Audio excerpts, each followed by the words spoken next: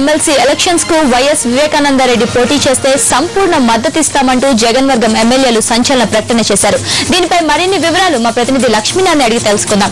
లక్ష్మీనాథ్, చెప్పండి, ఎమ్మెల్సీగా పోటీ చేస్తే వైఎస్ వివేకానందరెడ్డికి సంపూర్ణ మద్దతిస్తామని జగన్ వర్గం అనడానికి కారణం ఏంటి?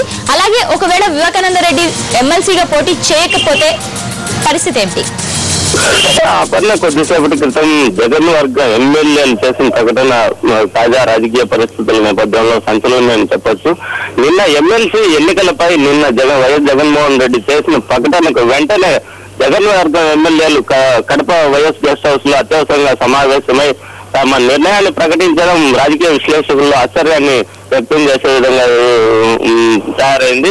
ఈ ప్రస్తుతం మనం ఈ పరిస్థితులను ఆలోచిస్తే వివేకానంద రెడ్డి కుటుంబం నుంచి వైఎస్ కుటుంబం నుంచి విడిపోయిన తర్వాత జరుగుతున్న రాజకీయ పరిణామాల నేపథ్యంలో వివేకానంద రెడ్డి ప్రస్తుతం ఉన్న స్థానమే ఖాళీ అవుతున్న నేపథ్యంలోనే తాము నిర్ణయం తీసుకున్నామని వైఎస్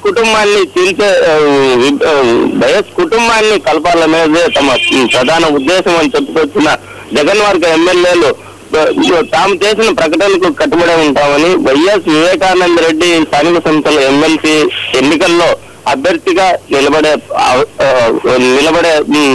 పరిస్థితి ఉంటే తాము తప్పకుండా సంపూర్ణ మద్దతు ఇవ్వడంతో పాటు ఏకగ్రీవంగా ఎంపిక చేసేందుకు తమ సంపూర్ణ సహకారం ఇస్తామని చెప్పడం జరిగింది.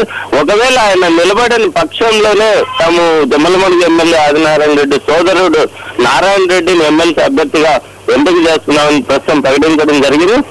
దీంతో పాటు పులివెందుల ఉప ఎన్నికల్లో అసెంబ్లీ స్థానం నుంచి వైఎస్ వివేకానంద రెడ్డి పోటీ చేయడం మంచి పరిణామం కాదని, వాళ్ళ కుటుంబంలో తల్లి లాంటి వదినపై పోటీ చేయడాన్ని వీళ్ళు తీవ్రంగా వ్యతిరేకిస్తున్నారు. అయితే ఈ పరిస్థితులన్నిటికీ గమనిస్తే నిన్నటి జగన్ ప్రకటన ఈ రోజు ఎమ్మెల్యేల ప్రకటన పరిశీలిస్తే రాజకీయంగా కొత్త ఎత్తుగడలు వేసే ప్రయత్నంలో జగన్ వర్గం ఉన్నట్లు తెలుస్తుంది. మరోవైపు జగన్ వర్గానికి ధీటుగా జిల్లాలోనే క్యాంప్ వేసినటువంటి వైఎస్ వివేకానంద రెడ్డి, డిఎల్ రవీంద్రారెడ్డి తమ రాజకీయ చిత్రంతో వేస్తున్న ఎత్తుగడలకు వ్యతిరేకంగానే ఈ ఎత్తుగడ వేసినట్లు రాజకీయ విశ్లేషకులు స్థానికంగా ఉన్నవారు భావిస్తున్నారు.